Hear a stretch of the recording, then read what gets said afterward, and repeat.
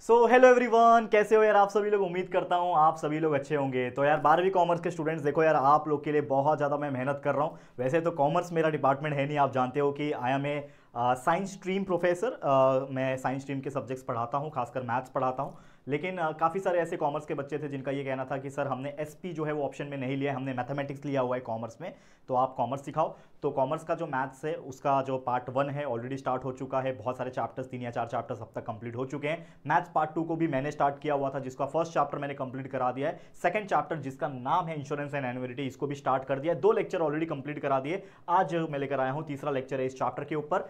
But एक ये है कि मैं आपके लिए मेहनत कर रहा हूं, एक्स्ट्रा टाइम निकाल रहा हूं, एक्स्ट्रा टाइम जग के आपके लिए वीडियो बना रहा हूं। लेकिन मैं आपसे एक रिक्वेस्ट करना चाहता हूं कि प्लीज आप हमें सपोर्ट जरूर करिए, क्योंकि आपके सपोर्ट के बिना हम कुछ नहीं है। We are doing so much of hard work for you guys.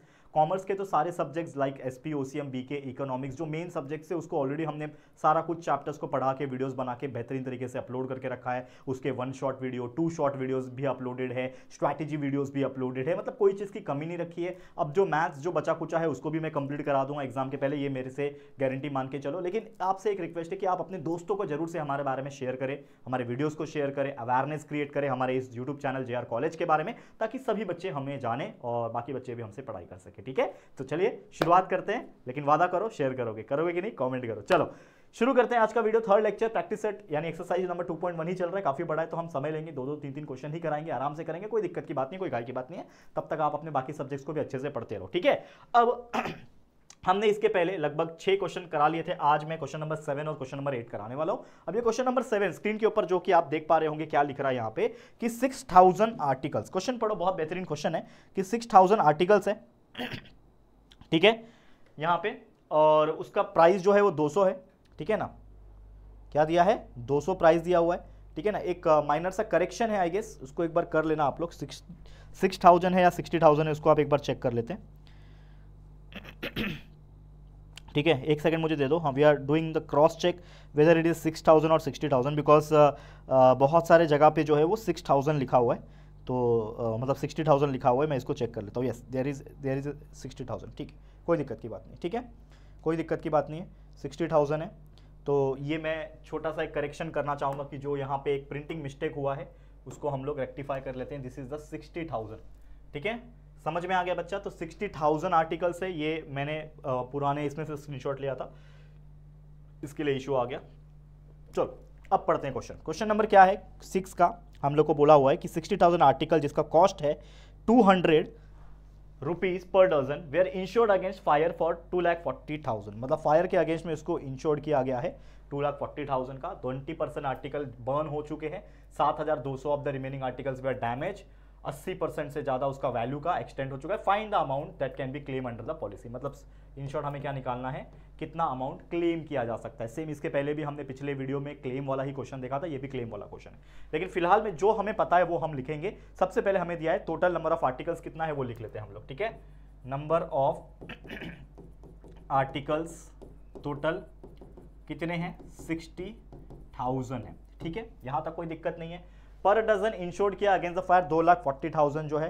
तो कॉस्ट ऑफ आर्टिकल जो है हमें दिया हुआ है, कॉस्ट ऑफ आर्टिकल, जो भी आर्टिकल है 60,000 आर्टिकल है, लेकिन जो आर्टिकल है उसका आर्टिकल का जो कॉस्ट है वो है 200 रुपया पर डजन, ठीक है ना। एक डजन में 12 पीस होते हैं, आप लोग जानते हैं हम केला खरीदते हैं तो एक डजन के हिसाब से खरीदते हैं कि एक डजन केला दो। मतलब जो आर्टिकल है हर 12 पीस पे यानी हर डजन पे 200 रुपये आपको देना है। तो आप समझ जाओ 60,000 के हिसाब से कैलकुलेट कर लेना, वो बात की बात है, हम कैलकुलेट करेंगे, लेकिन फिलहाल इतना दिया हुआ है, ठीक है। चलो, तो अगर आपको एक आर्टिकल का कॉस्ट निकालना है तो वो आप निकाल सकते हो। तो 1 आर्टिकल का जो कॉस्ट हो जाएगा कितना हो जाएगा, अगर टोटल 60,000 आर्टिकल है, ठीक है ना, 200 रुपया पर डजन है, तो एक का कॉस्ट कितना हुआ, 200 डिवाइड बाय 12।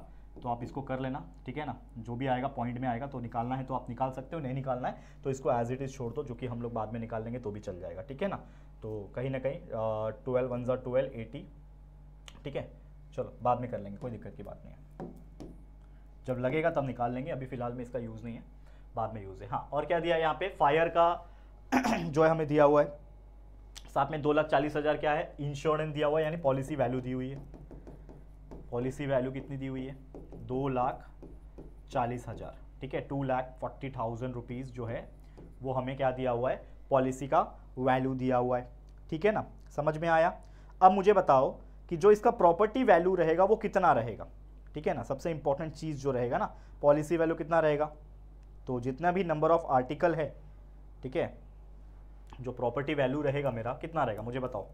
पॉलिसी वैल्यू भले ही दिया हुआ है हम लोग को 2,40,000 है, लेकिन प्रॉपर्टी वैल्यू कितना है, प्रॉपर्टी वैल्यू उतना रहेगा जितने का वो प्राइस रखा है। तो भाई एक का जो प्राइस है, एक का जो प्राइस है वो 200 डिवाइड बाई 12 है, जो भी होगा आएगा, वो एक आर्टिकल का प्राइस है। ऐसे आर्टिकल कितने हैं, 60,000 आर्टिकल है ना, तो 60,000 मल्टीप्लाई बाय एक आर्टिकल का प्राइस। तो कैलकुलेट कर लेते हैं, 12 1 12, 12 5 60, ये 3 0 कट हो जाएगा, आ जाएगा। ठीक है, तो प्रॉपर्टी वैल्यू हमें यहां से मिलेगा, कितना आएगा बताओ।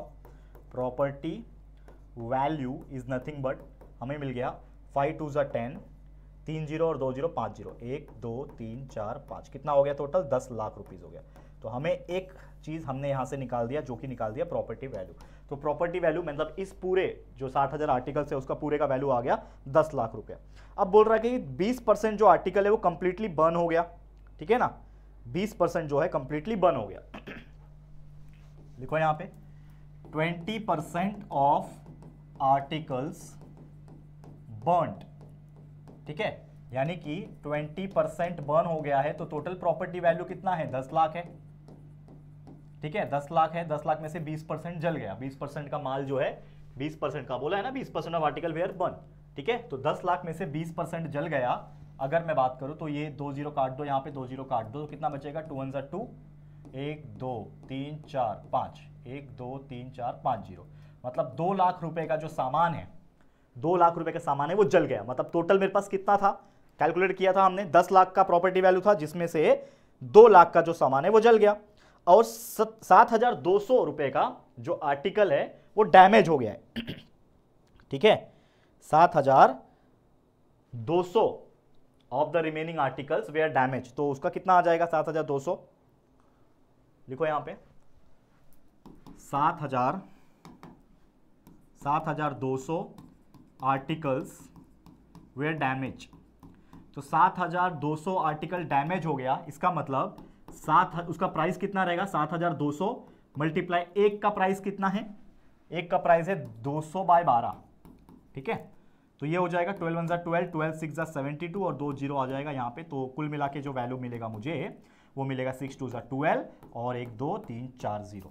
ठीक है, मतलब 1,20,000 रुपए का जो सामान है वो डैमेज हो गया। मतलब टोटल 10 लाख का था, 10 लाख में से 2 लाख का तो जल गया। ठीक है, बर्न हो गया फायर के वजह से, 1,20,000 का डैमेज हो गया, यहां पे हमने पता कर लिया है। और आगे बोल रहा है 80% ऑफ देयर वैल्यू का वो हो गया। ठीक है, समझ में आ गया। तो loss on 7,200 articles, 80% of value चला गया। ठीक है ना, 80% ऑफ वैल्यू चला गया। तो लॉस ऑन लिखो यहां पे, लॉस ऑन 7,200 रुपीज आर्टिकल कितना आएगा, 80% जो है उसका लॉस हो गया। तो हम लोग 80% जो है उसके लॉस हुआ है, तो यानी 80% ऑफ 1,20,000 निकालेंगे। ठीक है ना, तो 80% लॉस हो रहा है, मतलब 80% ऑफ 1,20,000। 2 0 यहाँ काट दो, 2 0 यहाँ काट दो, 12 8 कितना होता है भाई, 12 8 होता है 84 बराबर, नहीं 12 7 84 होता है, नहीं 12 5 60, 12 6 72, 12 8 84 होता है। ठीक है ना, if I am not wrong, table याद कर लेना अच्छे से। तो 12 8 हो गया, 12 8 96 होता है, माफ करना, 12 5 60, 12 6 72, 12 7 84, 12 8 96 होता है। ठीक है, 12 8 कितना होता है बच्चा, 96 होता है। तो यहां पे आ जाएगा 96 और इसके पास 1 0 2 0 3 0, 1 2 3 0, मतलब 96,000 का क्या हो गया यहाँ पे लॉस हुआ। 96,000 का क्या हो रहा है, लॉस हो रहा है। यहां तक समझा, आगे बढ़ जाते यहां तक क्लियर है, 96,000 का यहां पे लॉस हो रहा है।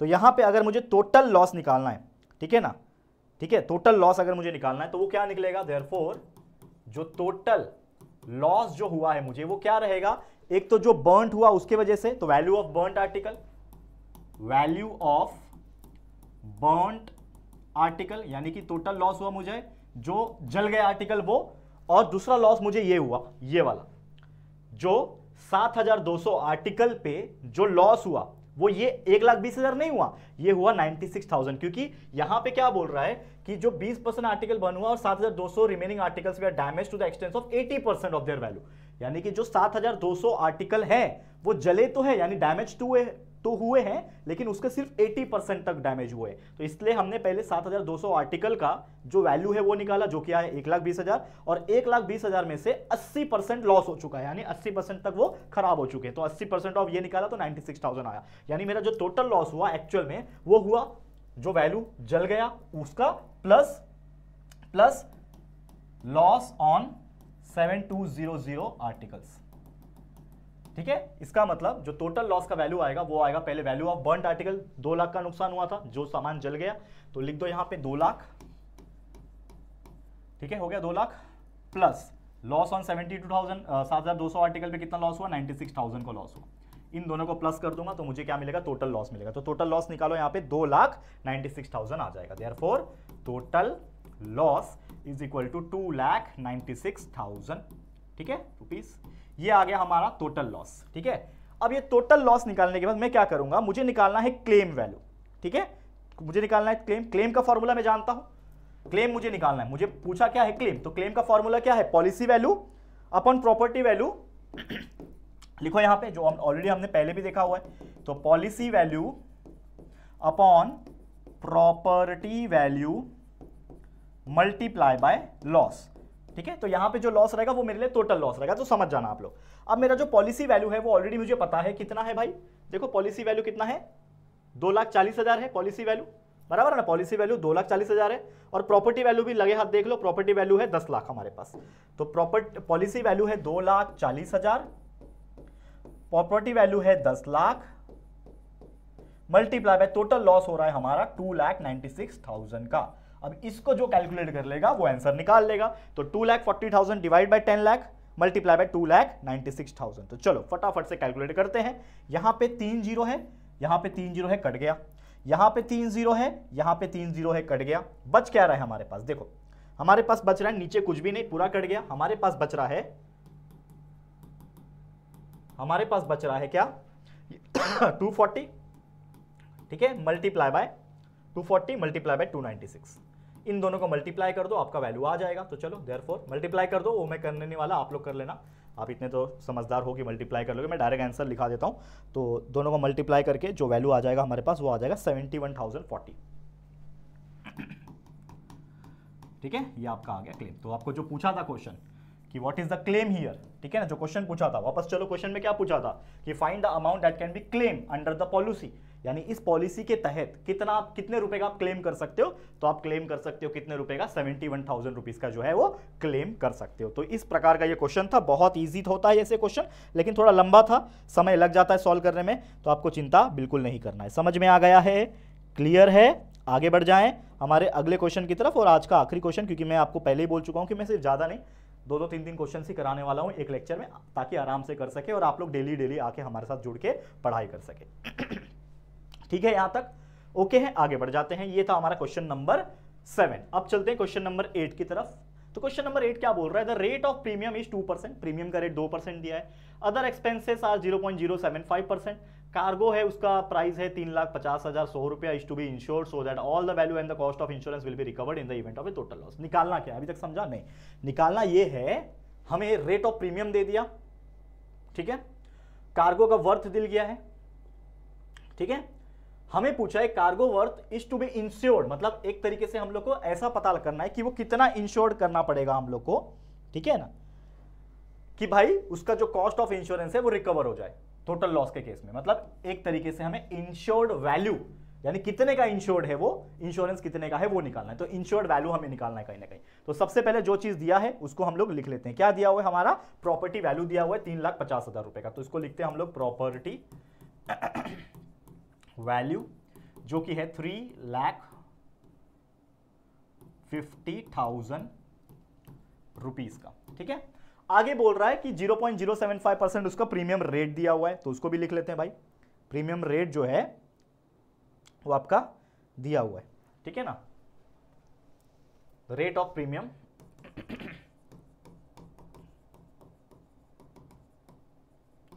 2% और साथ में अदर एक्सपेंस भी दिया है, उसको अभी फिलहाल नहीं लिखता हूं, ये दिया हुआ है। हमें बोल रहे हैं cost of insured will be recovered in the event of total loss. अब मुझे निकालना क्या है, इंश्योर्ड वैल्यू। तो मैं क्या करता हूं, हम मान लेते हैं कि इंश्योर्ड वैल्यू जो है वो क्या है मेरे लिए, x है। तो let the insured value is equal to x। हम मान लेते हैं कि जो इंश्योर्ड वैल्यू है वो मेरे लिए क्या है, x है। ठीक है ना, समझ में आ रहा है। अब प्रीमियम क्या होता है, प्रीमियम अमाउंट बोल लो या फिर प्रीमियम क्या होता है, प्रीमियम ये होता है rate multiply by insured value, बराबर यही होता है, rate multiply by insured value. तो रेट आपका दिया है 2% यानी 2/100 मल्टीप्लाई बाय इंश्योर्ड वैल्यू है x। तो इन शॉर्ट आपका प्रीमियम अमाउंट हमारे पास आ गया। सॉरी दोस्तों, बीच बीच में मेरा गला मैं कर रहा हूँ, प्लीज इग्नोर करना, because I am suffering from cold. ये एक टीचर के लाइफ में परमानेंट चीज़ है, हमेशा वो उसके लाइफ में गला खराब खांसी होता रहता है, क्योंकि हम लोग सो मेनी वीडियोस बनाते हैं, गला थक जाता है हम लोग का बोल बोल के, बात कर करके, वीडियोस बना बना के, ऊपर से खांसी। ठीक है, तो प्लीज़ इग्नोर करना, बच्चा माफ़ कर देना, दवाई चालू है। तो प्रीमियम अमाउंट पानी पी लेता हूँ। ठीक है, आई एम सो सॉरी बच्चा, सॉरी।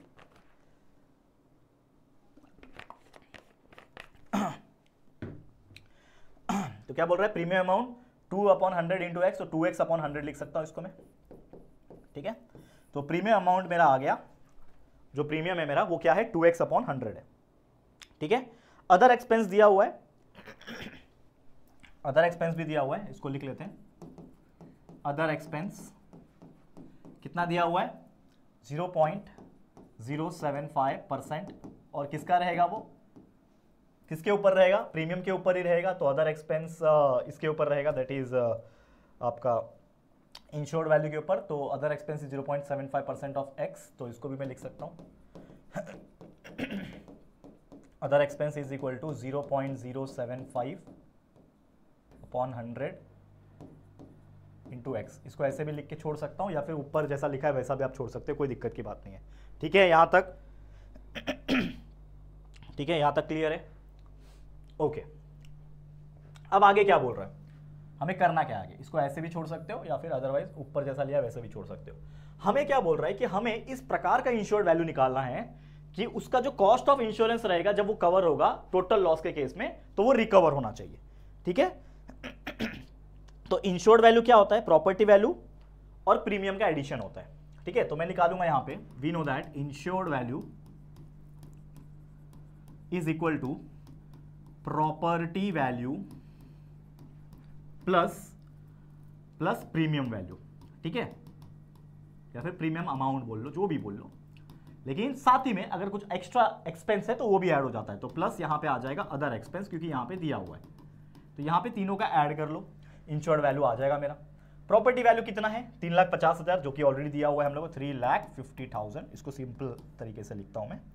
ठीक है, 3,50,000 प्लस प्रीमियम अमाउंट कितना है हमारे पास, 2x/100। ठीक है, प्लस अदर एक्सपेंस कितना है मेरे पास, 0.075x/100। करेक्ट है, यहां तक तो कोई परेशानी नहीं होनी चाहिए, बहुत बेसिक सा मैथ्स मैंने अप्लाई किया यहां पे, जो कि आपको देखने मिल रहा होगा यहां पे।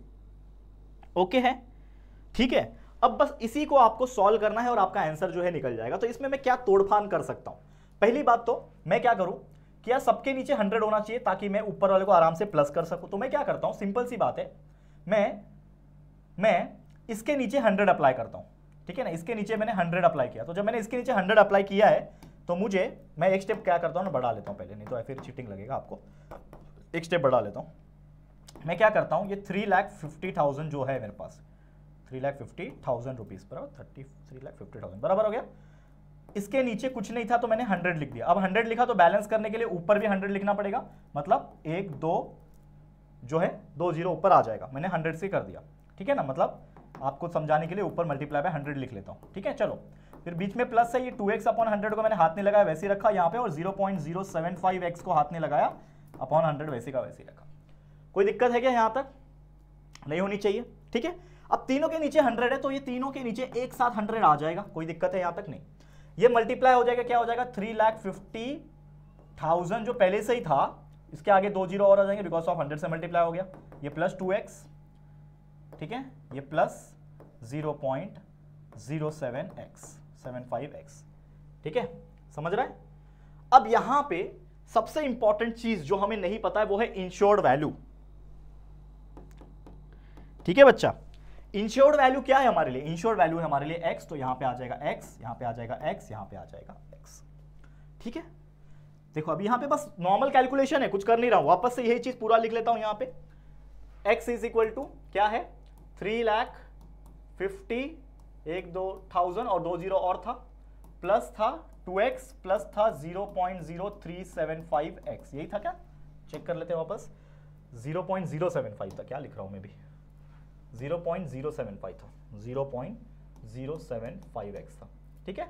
और ये पूरे के नीचे डिवाइड में 100 था। यहां तक कोई दिक्कत है क्या? सेम टू सेम मैंने लिख दिया, 2x प्लस 0, हाँ ठीक है ठीक है ठीक है ठीक है ठीक है। अब बस कैलकुलेट करना है, हमें x का वैल्यू निकालना है। अब मुझे बताओ ये 100 उधर मल्टीप्लाई होकर 100x हो जाएगा, ठीक है, 100x हो गया। ये प्लस 2x से इधर आएगा, ठीक है, या फिर चलो एक स्टेप बढ़ा लेता हूं, 100x is equal to 350 1 2 3 4 5 0 plus 2x plus 0.075x। अब मैं क्या करता हूं, ये x वाले को साथ में लाता हूं, तो ये 100x था, ये प्लस 2x इधर आएगा तो माइनस 2x हो गया, ये 0.075x इधर आएगा तो माइनस 0.075x हो जाएगा, ठीक है। और उधर अकेला क्या बच जाएगा, 350,123,1,2 बराबर। अब इसको प्लस माइनस कर दो, जो भी है 100 में से 2 गया 98 जो है, ठीक है ना, 98 माइनस 0.075 करता हूं मैं, मेरे पास रफ वर्क है यहां पे, आप लोग भी माइनस करो फटाफट से। क्या करना है आपको, 98 माइनस करना है 0.075 को, तो ये आता है 97.925। कितना आता है, 97.925, ठीक है। ये पूरा माइनस करने के बाद आता है 97.925 आता है, और x साथ में तो रहेगा ही, इज इक्वल टू 350,000,000 बराबर है। हमें x का वैल्यू निकालना है, तो x will be equal to 350,000,000 divide by 97.925 आ जाएगा। अब इसको आप डिवाइड कर लो, आपका आंसर जो है आ जाएगा। चलो फटाफट से, चलो फटाफट से, किसको डिवाइड करना है, 3,50,000 डिवाइड करना है 97.925 से, ठीक है। चलो मेरा तो आंसर आ रहा है 3,57,000, और जो आपके सिलेबस में जो आंसर दिया है वो 360 है, मतलब थोड़ा बहुत फर्क है, चलता है क्योंकि हमने उतना मार्जिन लेके चला हुआ है यहाँ पे, ठीक है ना, हम लोग ने उतना मार्जिन लेके चला हुआ है। तो इसको आप सिंपली ये कर सकते हो ना, कंफ्यूजन ना हो, तो इसको आप 1000 से मल्टीप्लाई कर लो, यहाँ पे भी ऊपर भी 1000 से मल्टीप्लाई करो ताकि ये कम हो जाए। तो therefore x is equal to 350,000,000, आगे भी 1 2 3 0 और नीचे आपका आ जाएगा 97925, ठीक है। अब इसको आप डिवाइड कर लो यार, कैलकुलेटर यूज़ करना है, कैलकुलेटर यूज़ कर लेना, एग्जाम में नहीं होगा यूज़ लेकिन कर लेना। अब इतना बड़ा लंबा चौड़ा मैं डिवाइड नहीं करने वाला आपके लिए, लेकिन आप लोग समझदार हो तो इसको डिवाइड करके देख लेना। आंसर जो आपके टेक्स्ट बुक के हिसाब से आना चाहिए वो 3,60,000 आना चाहिए, लेकिन इसको आप डिवाइड करके तो मेरा आंसर आ रहा है 3,57,000 समथिंग आ रहा है। कितना आ रहा है यार, चेक कर लेता हूँ मैं आपके लिए, 3,57,416 आ रहा है, या फिर 417 बोल सकता हूँ इसको मैं, 417 आ रहा है। तो ये मेरे लिए आंसर हो गया, ठीक है। लेकिन जो प्रॉपर जो आपके इसमें आंसर दिया है वो दिया है 3,60,000, ठीक है। तो थोड़ा बहुत फर्क है, ठीक है, कैलकुलेशन एरर हो सकता है, क्योंकि क्या होता है ना, कभी कभी हमने यहाँ पे ही कन्वर्ट करना चाहिए था। जैसे बहुत सारे लोग क्या करते हैं, ये 0.0575x को पहले ही कन्वर्ट कर लेते हैं, तो इतना लंबा चौड़ा मुझे नहीं अच्छा लगा कन्वर्ट करने के लिए, इसके लिए मैंने नहीं किया। बट मेरा आंसर करीब आया है, इसका मतलब रॉन्ग नहीं है, आंसर करीब आया है, मतलब आंसर राइट है, और आपको मार्क्स भी मिलेगा। शायद हो सकता है एग्जामिनर हाफ मार्क्स काट ले, अदरवाइज नहीं काटेगा, लेकिन कैलकुलेशन के ऊपर है, तो आप लोग प्रॉपर तरीके से कैलकुलेशन करोगे तो शायद यही आंसर आ जाए, लेकिन हमारा आंसर आ चुका है। तो एक्स मेरे लिए क्या था, हमारा इंश्योर्ड वैल्यू था। तो फाइनली आप लिखोगे therefore the insured value is 3,60,000 160,000 rupees, जो भी है आप लोग लिख देना दोनों में से जो भी आंसर है, ठीक है, समझ में आ गया। तो दैट्स इट द क्वेश्चन। ये क्वेश्चन बहुत इजी होते हैं, मेथोडोलॉजी समझा रहा हूं यहाँ पे, बाकी कैलकुलेशन तो आपके ऊपर है, कैलकुलेशन कैसे करना है। आप कॉमर्स के स्टूडेंट हो यार, मेरे से बेटर आप करोगे कैलकुलेशन, है कि नहीं। चलो फिर यही था हमारा आज का वीडियो दोस्तों, उम्मीद करता हूं आपको बहुत अच्छे तरीके से क्लियर हो गया होगा। और अगर आपको हमारे वीडियोस अच्छे लगते हैं तो प्लीज दिल से वीडियो को लाइक जरूर से करें, अच्छा कमेंट करें, क्योंकि यार देखो ये एनर्जी जो है ना, ये आपके लिए ही है। ये एक्स्ट्रा एनर्जी जो मैं निकाल रहा हूं, I am still tired now from morning till evening, it is evening like 7 o'clock होने आया अभी टाइमिंग, तो यहाँ पे मैं थक चुका हूँ। बट फिर भी मुझे ये है कि यार बच्चों के लिए कुछ करना है। इतना साल से हम मेहनत कर रहे हैं, हमारे मेन चैनल JR ट्यूटोरियल्स पे आप जानते होंगे, वहाँ मेहनत चल रहा है। लगभग 22 लाख बच्चे वहाँ पढ़ते हैं हमसे, यहाँ पे लगभग 3.5 लाख बच्चे पढ़ते हैं, करेक्ट है। इंजीनियरिंग वाले पे लगभग 1.5 लाख बच्चे पढ़ते हैं, तो बहुत मेहनत चल रही है, आप सोच भी नहीं सकते। तो बस हमारे साथ देते रहना, आपके लिए बहुत सारा कंटेंट और लाऊंगा। बोर्ड एग्जाम के टाइम तो धमाका होता है हमारे चैनल पे, जैसा कि आप जानते हैं। बस इस बार विश्वास रखो, डेफिनेटली आपके लिए मजेदार चीज़ और भी आएगी, ठीक है। फिलहाल आज के लिए इतना ही, thank you so much. Video पसंद आए दिल से लाइक करो, शेयर करो, चैनल को फर्स्ट टाइम आए चैनल को सब्सक्राइब जरूर करना, ठीक है दोस्तों। जल्दी मिलेंगे फिर एक और न्यू वीडियो में, तब तक के लिए thank you and good bye.